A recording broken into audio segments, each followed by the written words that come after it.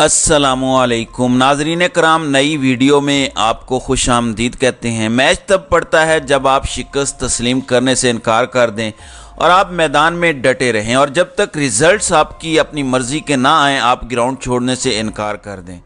नाज़रीन कराम, कुछ ऐसी सूरत हाल इमरान खान और उनकी पूरी टीम की है, और यही फ़र्क लीडरशिप का होता है। वो लोग जो अपने बारे में तासुर ही सारे के सारे पलट कर रख दें। परवेज़ इलाही की मिसाल आपके सामने है। अब इस वक्त ख़बर इस्लामाबाद हाई कोर्ट से है, गो के इस्लामाबाद हाई कोर्ट में इमरान खान की ज़मानत की दरख्वास्त भी लगी हुई है, मतलब वहाँ पे दायर हो चुकी है। लेकिन एक तो उनकी सज़ा मुअत्तल हुई, दूसरा इस्लामाबाद हाई कोर्ट का ही एक मतहत जज साइफर के मामले के अंदर इमरान खान की ज़मानत का केस सुन रहा है, जो कि आपने देखा कल वो जज मौजूद नहीं था तो वो प्रोसीडिंग्स आगे बढ़ नहीं सकी। लेकिन अब इस्लामाबाद हाई कोर्ट से आज एक अच्छी खबर आई है, चूँकि अब अदालतों के अंदर ही मामलात हैं, और कल लाहौर हाई कोर्ट ने बड़ा तगड़ा किस्म का एक्शन लिया, तौहीन अदालत का नोटिस जारी किया।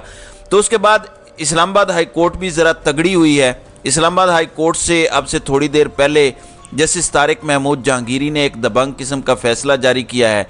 लेकिन देखना यह है कि वो जो दबंग किस्म का फ़ैसला है कि रिहाई और फौरी रिहाई, क्या इसके ऊपर अमल दरामद हो पाता है, या ये महज एक उसी तरह का फ़ैसला है जो हवा में उड़ा दिया जाएगा, ताकतवरों को कोई लगाम नहीं डाल पाएगा और वो इसी तरह बेलगाम अदालती फ़ैसलों को जूती के नोक के तले रखेंगे।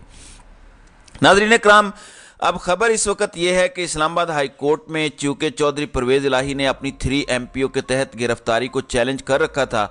तो जस्टिस तारिक महमूद जहांगीरी की अदालत ने 3 MPO का ऑर्डर मुअत्तल करते हुए चौधरी परवेज़ इलाही को रिहा करने का हुक्म दिया है, और साथ ही DC इस्लामाबाद को कल के लिए नोटिस जारी कर दिया और परवेज़ इलाही को भी पेश होने की हिदायत कर दी है। अदालत ने आइंदा समाअत तक चौधरी परवेज़ इलाही को बयान देने से रोकने का भी हुक्म दिया है। ठीक है, बिल्कुल ठीक है, आपने रिहाई का हुक्म दे दिया, लेकिन मुझे समझ नहीं आती कि आप बयान देने से क्यों रोकते हैं। एक सियासी बंदा बात नहीं करेगा, बयान नहीं देगा तो फिर क्या करेगा? ये पाकिस्तान की अदालतें, पाकिस्तान का निज़ाम, पाकिस्तान के सियासतदानों को ही पाबंद क्यों करता है, या उनके लिए ही दरवाजे क्यों बंद करता है कि आप बयानात ना दें, आप ये ना करें? जहां उनको बोलना चाहिए, जहां एक्शन लेना चाहिए, वहां तो इन अदालतों का असर हमें दिखाई नहीं देता।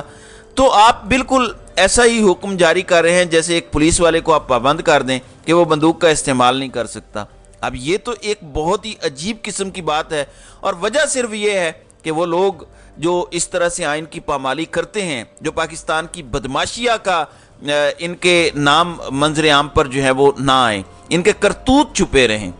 अब नाज़रीन कराम, खबर ये है, अदालत ने तो कह दिया कि फ़ौरन रिहा करें, लेकिन क्या चौधरी परवेज़ इलाही की रिहाई आज हो पाएगी? चौधरी परवेज़ इलाही की रिहाई के मुतालिक बताया जा रहा है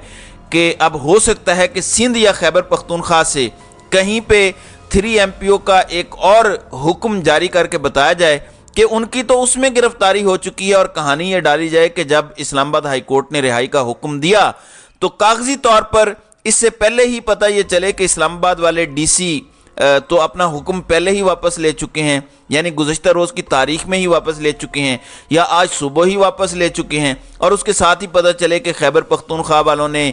या सिंध वालों ने या बलूचिस्तान वालों ने चौधरी परवेज़ इलाही को गिरफ्तार भी कर लिया हुआ है। तो ये एक मजाक उड़ाने और मजाक बनाने वाली बात है, और ये तमाशा वो इदारे कर रहे हैं जिन्होंने कानून नाफिज करना है। इससे ज़्यादा शर्मनाक और डूब मरने का और क्या मकाम हो सकता है? चलें देखते हैं ये तमाशा कहाँ तक होता है। दूसरी जानिब आप जानते हैं कि कल जस्टिस अमजद रफ़ीक की अदालत में ये केस आया चौधरी परवेज़ इलाही का, और उन्होंने IG को तौहीन अदालत का नोटिस जारी किया था। इसके अलावा अटक के सेशन जज को कहा गया था कि आप जाएं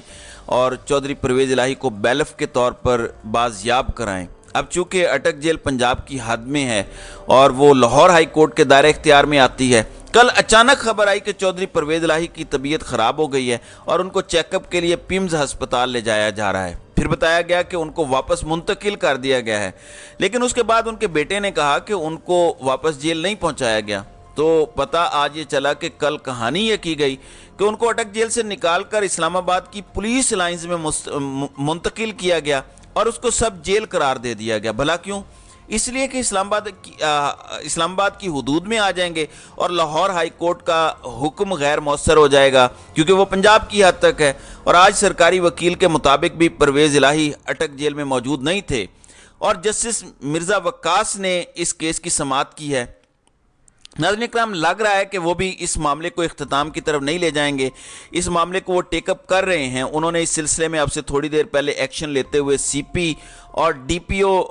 اٹک کو پیش نہ ہونے پر شو کاز نوٹس جاری کر دیے ہیں کہ آپ عدالتی حکم کے باوجود پیش کیوں نہیں ہوئے۔ اس کے بعد سی پی او راولپنڈی ہیں، ڈی پی او اٹک ہیں اور سپرنٹینڈنٹ جیل کو توہین عدالت کا شو کاز نوٹس جاری کرتے ہوئے سماعت کو فی الحال ملتوی کیا ہے۔ اب دیکھنا یہ ہے کہ اس میں کیا مزید ہوتا ہے یا یہ ایک محض ڈرامہ ہوگا، لیکن اس سے آپ اندازہ لگا رہے ہوں گے کہ چودھری پرویز الہی کوئی عام آدمی تو ہے نہیں۔ میں عام آدمی اس سینس میں کہہ رہا ہوں کہ وہ پنجاب کے صوبے کا جو پاکستان کے سب سے بڑا صوبہ ہے، اس کا 2 بار چیف منسٹر رہا ہے، وہ ایک بار اس صوبے کے اسمبلی کے سپیکر بھی رہے، وہ اس ملک کے ڈپٹی پرائم منسٹر بھی رہے۔ اب سوال یہ پیدا ہوتا ہے جب آپ اس قسم کے بندے کا یہ حال کریں گے اور عدالتیں کچھ نہیں کر سکتی، ایون ججز کچھ نہیں کر سکتے۔ میں بار بار کہتا ہوں، ہم نے تاریخ میں پڑھا کہ ایک جج کا فیصلہ نہیں مانا گیا تھا، فیصلہ نہ ماننے والے کو تو وہ سزا نہیں دے سکتے تھے، اس لیے انہوں نے خود کو سزا دی تھی، اور وہ سزا یہ تھی کہ انہوں نے خود کو اپنے آپ کو اس عہدے سے معزول کر لیا تھا۔ تو پاکستان کے معزز جج صاحبان کو اتنا تو کرنا چاہیے کہ اپنے آپ کو ہی معزول کر لیں، اپنے آپ کو ہی اس منصب سے ہٹا لیں، تاکہ عدالتوں کا وقار بلند رہے، تاکہ پتہ چلے کہ معزز جج صاحبان کچھ کر سکتے ہیں، اور اوپر بیٹھے چند بے شرموں کو شرم بھی آئے کہ آئین کو ایسے پاؤں تلے روندنا اتنا آسان نہیں ہے۔ دوسری جانب عمران خان کی درخواست پر سپریم کورٹ بھی تیار دکھائی دے رہی ہے۔ نیب ترامیم پر جو عمران خان نے درخواست دی تھی اس پر سماعت جاری ہے۔ چیف جسٹس آف پاکستان عمرتاب بندیال کی سربراہی میں 3 رکنی خصوصی بینچ اس کیس کی سماعت کر رہا ہے۔ جسٹس اعجاز الاحسن اور جسٹس منصور علی شاہ اس بینچ میں شامل ہیں، اور عمران خان کے وکیل خواجہ حارث اور حکومتی وکیل مخدوم علی خان کے دلائل مکمل ہو چکے ہیں، جبکہ اٹارنی جنرل نے اس پر اپنے دلائل کو کنکلیوڈ کرنا ہے، جس کے بعد غالب امکان ہے اگر آج یہ ہو جاتا ہے تو آج سماعت مکمل ہو جائے گی۔ لگتا ہے کہ جسٹس عمرتاب بندیال اس فیصلے کو سنا کے جانا چاہتے ہیں، کیونکہ عمرتاب بندیال کے کچھ ہی دن باقی رہ گئے ہیں، کوئی 10-11 دن، تو ظاہر ہے کہ اس کے بعد انہوں نے مختلف رجسٹریز کے اندر جانا ہے، لاہور میں جائیں گے، کوئٹہ، کراچی، پشاور جائیں گے، ظاہر ہے کچھ فیئر ویل ہوں گے، پھر ایک دن کھانوں میں لگ جائے گا۔ اب آفیشلی کوئی ان کا نیا بینچ نہیں ہوگا، وہ عام روٹین میں کیسز نہیں سن رہے، صرف اسپیشل بینچز میں وہ بیٹھیں گے۔ تو اب خیال یہ ہے کہ شاید وہ اس معاملے کو اپنے اختتام کی طرف بڑھا کے ہی جائیں۔ کل سے سوشل میڈیا پر ناظرین اکرام آرمی چیف سے متعلق گفتگو ہو رہی ہے کہ تاجر برادری سے انہوں نے کیا گفتگو کی، اور جس میں انہوں نے کہا کہ آرمی چیف اب خود فرنٹ سے لیڈ کریں گے، اب کیسے معیشت کو ریکور کیا جائے گا، سارا کچھ انہوں نے کہا۔ میں اس پر پچھلی ویڈیو میں تفصیلاً بات کر بھی چکا ہوں۔ اب ناظرین اکرام، آج کا دن جو آغاز ہوا ہے وہ 61 پیسے انٹرا بینک میں ڈالر کے مہنگا ہونے سے ہوا ہے، تو 306 روپے اور 25 پیسے پہ ڈالر پہنچ گیا ہے۔ جب سے یہ انٹرم گورنمنٹ آئی ہے، ڈالر 17 روپے اور 76 پیسے سرکاری سطح پر بڑھا ہے، جبکہ نگران وزیر اعظم انوار الحق کاکڑ غیر ملکی میڈیا کے نمائندوں سے گفتگو کر رہے تھے اور فرما رہے تھے کہ الیکشن کمیشن میں رجسٹرڈ تمام سیاسی جماعتوں کو بلا امتیاز انتخابات میں حصہ لینے کے مساوی مواقع میسر ہوں گے، تاہم بعض سیاسی جماعتوں کا رویہ اس قسم کا ہے جس سے ملکی قانون کے مطابق نپٹا جائے گا۔ اور کچھ ایسی گفتگو سرفراز بگٹی بھی 9 مئی کے حوالے سے کر رہے ہیں، جبکہ خود انوار الحق کاکڑ نے کہا کہ 9 مئی آرمی چیف کے خلاف بغاوت کا دن تھا۔ آپ دیکھیں کہ یہ نگران حکومت کا